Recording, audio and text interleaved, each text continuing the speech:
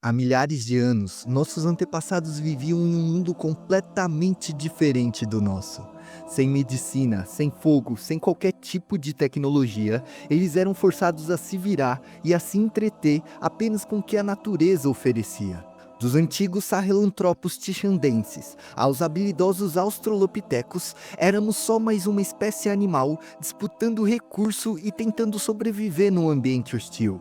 E apesar de muita gente ainda resistir à ideia da nossa ancestralidade evolutiva, os fósseis de hominídeos revelam padrões comportamentais fascinantes que nos ajudam a desenhar de forma gradual e concreta a nossa ascensão. E hoje, eu, o macaco despido, vou contar para vocês a incrível história da grande diversidade de primatas humanoides que viveram com nossos antepassados, e como a interação dessas criaturas com o meio nos revelam as verdadeiras raízes humanas. 8 milhões de anos atrás, o continente africano era bem diferente do que a gente conhece hoje. O clima era mais quente, os oceanos estavam mais altos e o que não faltava era diversidade de paisagem e de mamíferos. De florestas densas e úmidas, a savanas abertas e secas, o ambiente completamente desafiador exigia uma baita capacidade de adaptação dos bichos que viviam por ali. Foi nesse cenário caótico e dinâmico que um grupo específico de primatas começou a chamar a atenção. E não foi pela sua força não, viu? Nem pelo seu tamanho, mas sim pelo seu comportamento. Um deles, conhecido como Sahelanthropus tichandensis, é apontado por muitos cientistas como um dos primeiros hominídeos a conquistar o solo firme. Um possível elo entre os primatas do Velho Mundo e nós, os Homo sapiens. Inclusive, para quem não acredita em nada disso, é bom lembrar que os registros fósseis dos antigos hominídeos, apesar de escassos, são tão bem datados que para quem estuda biologia, antropologia, arqueologia e essas áreas afins, fica óbvio que a nossa trajetória evolutiva está diretamente ligada aos primatas. Tudo que a gente vai citar aqui, incluindo as partes mais especulativas, tem base científica sólida. A partir de investigações feitas por paleontólogos, antropólogos, podemos entender melhor como a história se desenrolou. E para isso, a gente precisa antes responder uma pergunta essencial para nosso vídeo. Em que momento da história a gente deixa de ser um bicho e passa a ser um hominídeo? Bom, segundo os registros fósseis, os primeiros primatas surgiram lá na Ásia, há cerca de 60 milhões de anos atrás. E a partir dali se espalharam e se diversificaram em três grandes grupos: os dos lêmures, os macacos do Novo Mundo e os macacos do Velho Mundo. Isso quer dizer que até mesmo antes de sermos humanos, já éramos exploradores natos e viajantes fervorosos. Dos macacos do Velho Mundo, que migraram para a África, surgiu há cerca de 30 mil anos atrás um grupo de primatas sem caudas. Esses macacos sem rabo, como a gente costuma falar, formam a base da superfamília Hominoide, que inclui os gibões, os grandes símios e, claro, a nossa galera. Os hominoides prosperaram ali pelo Quênia durante uma época chamada como Mioceno. Eles eram onívoros, tinham hábitos principalmente arborícolas e exibiam uma versatilidade incrível, o que explica tanto o seu sucesso evolutivo. Dessa turma saíram outras duas linhagens principais: o grupo dos gibões, conhecidos como ilobates, e os hominide, o foco principal da nossa história. A família Hominide, também conhecida como os grandes símios, inclui rostos bem conhecidos por nós: os orangotangos, gorilas, chimpanzés e a gente. Todos esses bichos compartilham um ancestral em comum que viveu há milhares de anos atrás nas florestas africanas. Essa galera se destacou por algumas características bem marcantes, como membros relativamente grandes, cérebros mais desenvolvidos e, no nosso caso, uma habilidade que fez toda a diferença: a postura reta, que liberou nossas mãos para a gente fazer de tudo, inclusive para socar esse dedinho no botão de curtir. Vai, curte aí, eu sei que você não fez isso ainda. E é óbvio que essas não são as únicas características que compartilhamos com os hominídeos. Não dá para falar de ser humano sem mencionar o traço mais emblemático de todos: a inteligência. E é aí que entra uma pergunta clássica que inclusive eu aposto que você já ouviu. Mas afinal, qual é o elo perdido entre humanos e chimpanzés? Qual é o momento que adquirimos essa tal consciência humana? Então, O que a gente precisa entender é que, mesmo parecendo rápido quando olhamos do ponto de vista evolutivo, a evolução humana foi um processo gradual, como acontece com qualquer outro grupo de animal. A diferença é que, como estamos olhando para nossa própria espécie, a gente tende a achar que foi tudo muito especial, quase que mágico, quando na verdade não teve nada de especial. Mesmo com diferentes materiais genéticos, as semelhanças entre humanos e os fósseis dos nossos antepassados são tão evidentes que é difícil dizer exatamente onde um ancestral deixa de ser um primata para se tornar um hominídeo inteligente. Talvez a resposta mais honesta seja que a gente nunca deixou de ser um primata astuto. Só apenas mudamos um corpo já conhecido pela natureza. Passo a passo, geração após geração, os hominídeos potencializaram sua inteligência para diferentes formas de vida. E o fóssil que esclareceu essa história de elo perdido foi um achado que mudou completamente o jogo biológico. O famoso Sahelanthropus tishandensis, que inclusive é esse aí que você está vendo na gameplay de fundo, foi encontrado na África Central e viveu há cerca de 7 milhões de anos atrás. Bem no exato ponto de separação entre os últimos ancestrais comuns com os chimpanzés e os primeiros representantes das linhagens humanas. O mais engraçado e de certa forma previsível é que eles não eram exatamente chimpanzés, muito menos humanos. O Sahelanthropus tinha um crânio pequeno, com formato mais parecido com o de um chimpanzé moderno, mas bem menor quando comparado, o que mostra que os chimpanzés também tiveram um aumento razoável do cérebro. Mas no caso do Sahelanthropus, um detalhe importantíssimo o elege como o elo perdido: a posição do forame magno, aquele buraquinho na nossa cabeça que liga a medula óssea ao nosso crânio. Enquanto nos chimpanzés modernos e nos ancestrais que andavam de 4 patas, o forame magno é localizado um pouco mais próximo à nuca, nos fósseis de Sahelanthropus o forame está mais centralizado, o que sugere que ele podia andar ereto a maior parte do tempo, mesmo sendo um exímio trepador de árvores. E olha, do ponto de vista evolutivo, isso é algo extremamente revolucionário. Isso porque, por muito tempo, acreditávamos que o bipedalismo era uma das primeiras grandes características que nos separavam de forma marcante dos outros primatas. Mas com a descoberta do Sahelanthropus, passamos a considerar outra possibilidade. Talvez andar sobre 2 pernas não tenha sido uma exclusividade humana, mas sim uma especialização de um comportamento que já existia entre os nossos antepassados. A gente não sabe qual exatamente foi a causa dessa transformação, qual foi a pressão evolutiva e seletiva que fez a gente ficar andando de 2 patas. Mas foi esse simples ato de andar com as mãos livres que nos permitiu interagir ainda mais com o mundo ao nosso redor.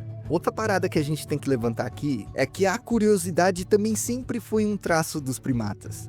Dá para imaginar o Sahelanthropus passando o dia inteiro ouvindo, olhando, cheirando e cutucando tudo que aparecia pela frente. Dinâmicas como revirar pedra, observar pequenos insetos, explorar plantas desconhecidas e até brincar com gravetos, muito provavelmente faziam parte da rotina de inúmeros indivíduos dessa espécie.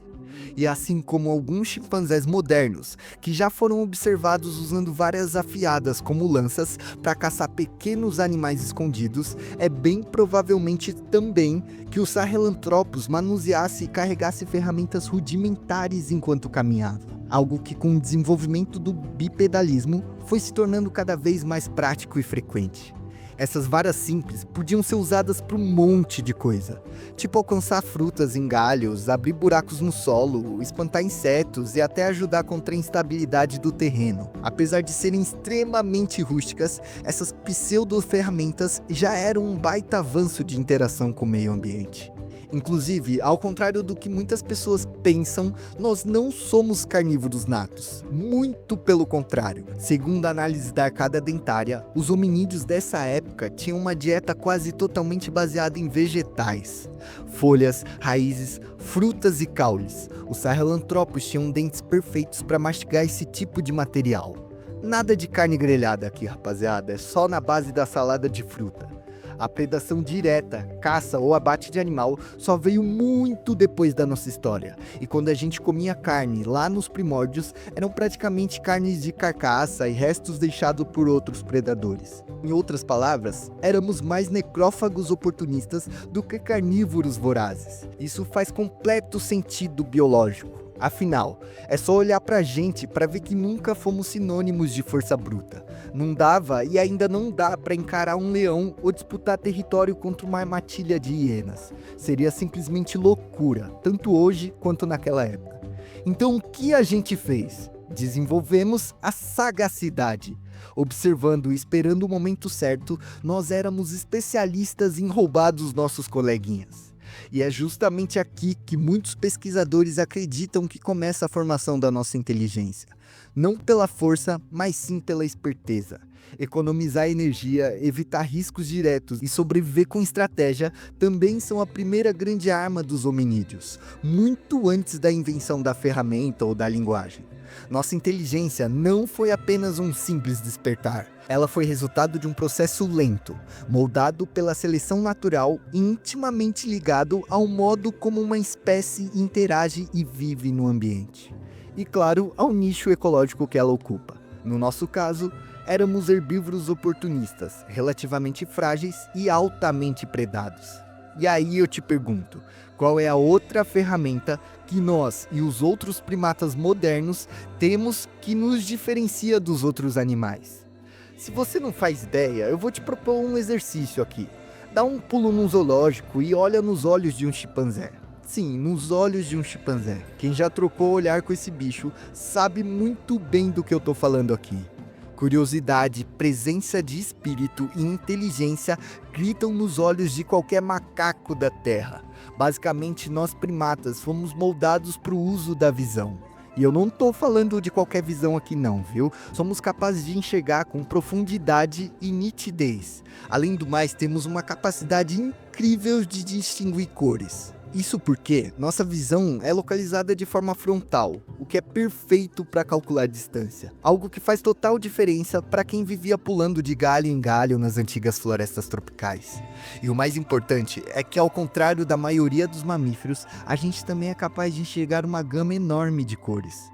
Agora pensa comigo, qual é a primeira coisa que a gente observa ao entrar num ambiente desconhecido? Simples, as cores.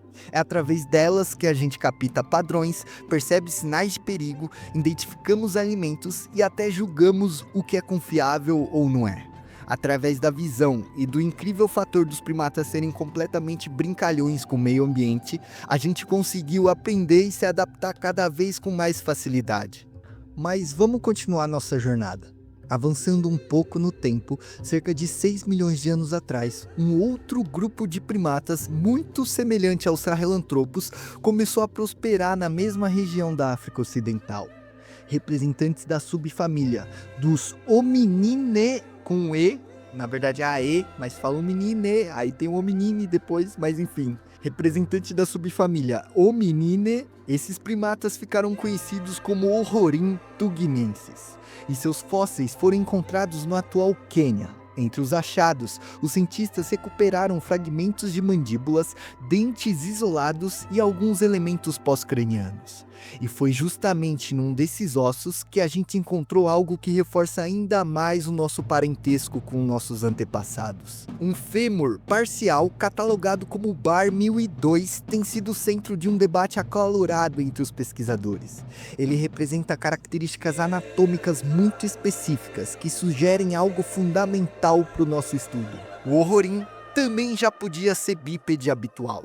Esse fêmur compartilha várias semelhanças com os hominídeos que surgiram depois e até com os que estão antes. Essas semelhanças são tradicionalmente interpretadas como indícios claros de locomoção bípede. Ou seja, mesmo ainda tendo um corpo relativamente adaptado às árvores, o Orrorin provavelmente já se deslocava muito mais pelo solo. E como eu já comentei várias vezes, às vezes nossos ancestrais são tão parecidos entre si que é difícil cravar exatamente qual foi o ponto de virada ecologicamente falando.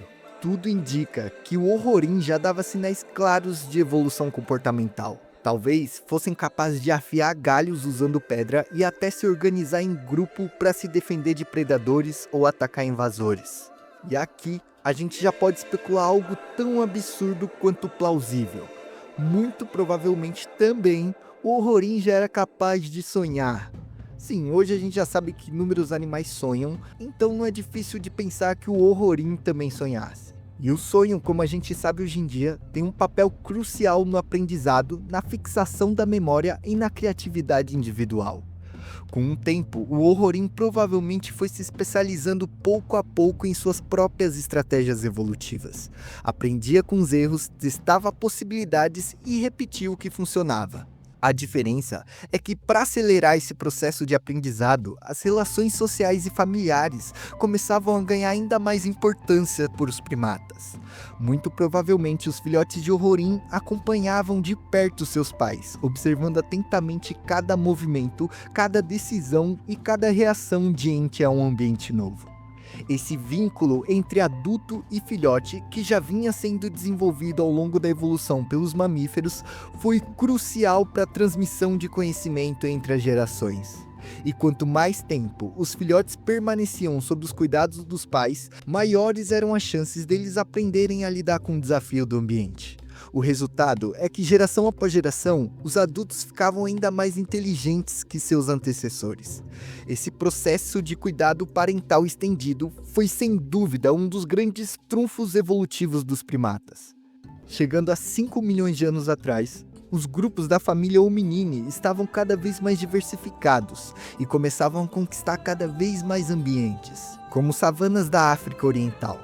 Foi nesse cenário de mudança climática e expansão ecológica que surgiu um ramo muito importante da nossa história evolutiva, o clado Hominini. Dessa vez é com I, tá?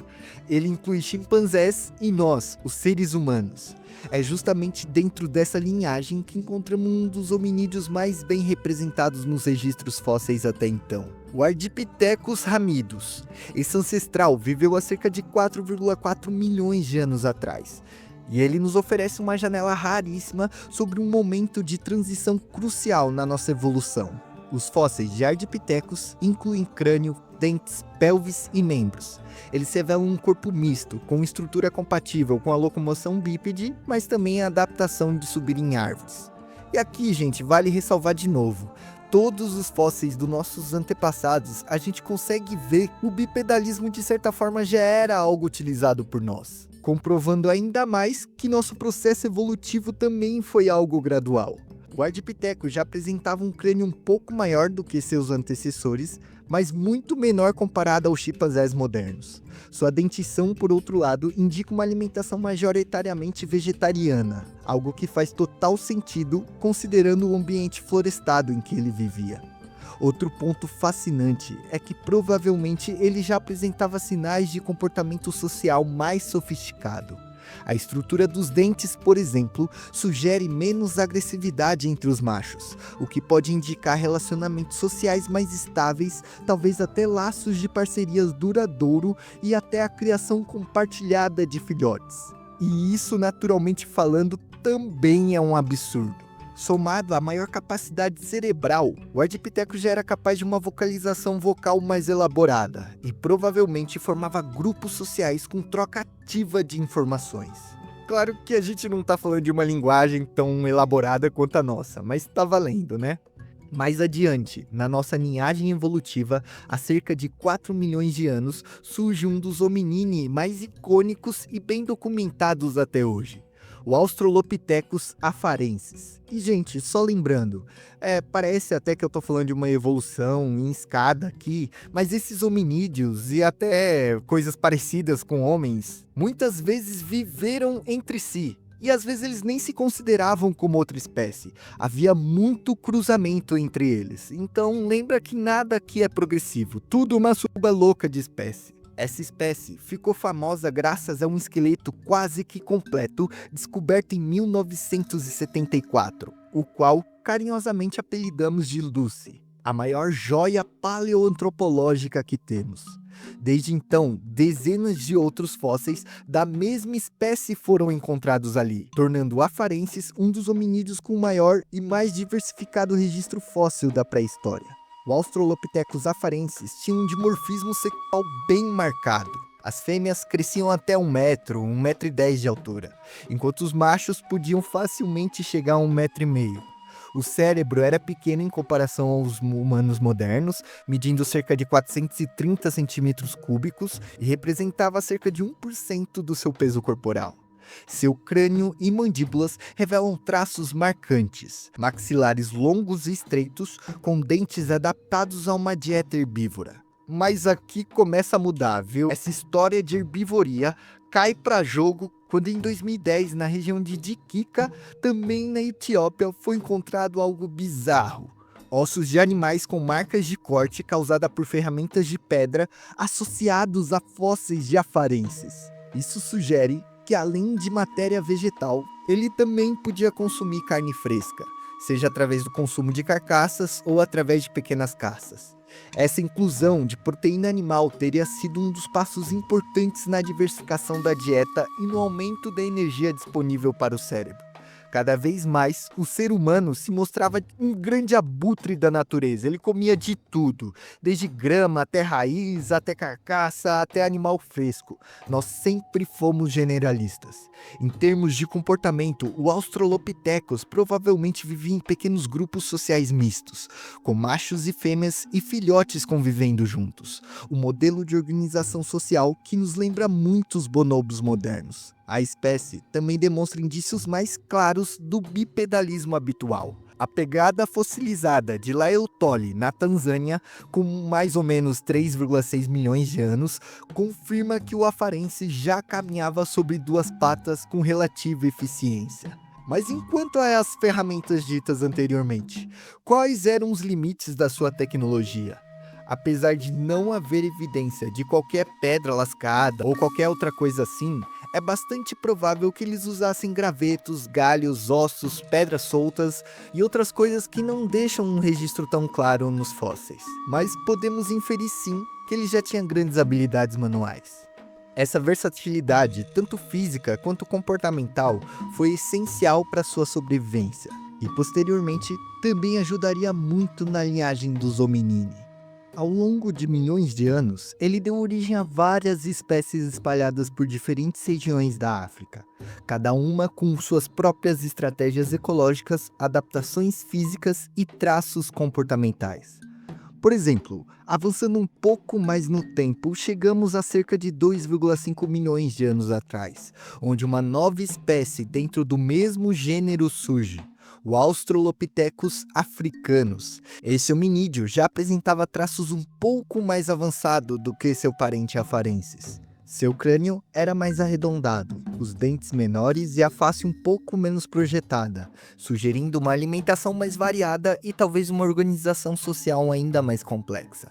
Seu cérebro também era maior que de seus ancestrais, variando algo em torno de 450 a 500 centímetros cúbicos. O fóssil mais famoso dessa espécie, além de falar muito sobre os hominídeos, também revela um lado sombrio da nossa história. A famosa criança de Taung. Descoberto em 1924 na África do Sul por trabalhadores de uma pedreira, o crânio foi posteriormente analisado por pesquisadores. Eles então perceberam que aqueles restos na verdade não se tratavam de pedaços de simples símios, mas sim de uma criança hominídea de aproximadamente 3 a 4 anos, que representava características intermediárias significantes entre nossos antepassados. A posição do forame magno indicava que essa criança já andava ainda mais ereta do que os demais. Já seu crânio apresentava dentes de leite com características mistas, lembrando de chimpanzés e também de nós humanos. E a coisa mais bizarra é que por muitos anos ninguém sabia ao certo como aquele filhote de Australopithecus havia perdido a sua vida. A gente especulava que podia ser causas naturais ou talvez algum ataque de predador terrestre já conhecido, como grandes felinos. No entanto, ao estudarem o crânio com mais atenção, os pesquisadores notaram marcas muito específicas ao redor das órbitas oculares. Eram arranhões profundos, perfurações pequenas e fraturas que batiam exatamente com o padrão de um ataque de uma ave de rapina moderna. Isso levou à conclusão de que a criança de Taung muito provavelmente foi atacada e neutralizada por uma águia gigante, possivelmente enquanto estava sozinha ou brincando por aí. Ela teria sido agarrada pelo ombro e depois pela cabeça e levada até uma caverna onde foi devorada. Essa descoberta mudou radicalmente a forma como enxergamos o perigo naquela época. A gente não era só caçado por felinos, crocodilos ou hienas. No céu, as aves também queriam nos comer. Inclusive, se você quer saber mais sobre as criaturas que nos caçavam, eu vou deixar aqui no card um vídeo onde eu abordo melhor esse assunto. E assim, lentamente, ano após ano, geração após geração, cerca de 1,8 milhões de anos atrás, um grupo de primatas descendente dos hominini reduziu o tamanho dos pelos corporais, aumentou significativamente o volume craniano e deu origem ao primeiro grupo de humanos verdadeiros que conhecemos, o gênero Homo, o qual nós pertencemos. E a partir daí, o jogo virou completamente para o nosso lado.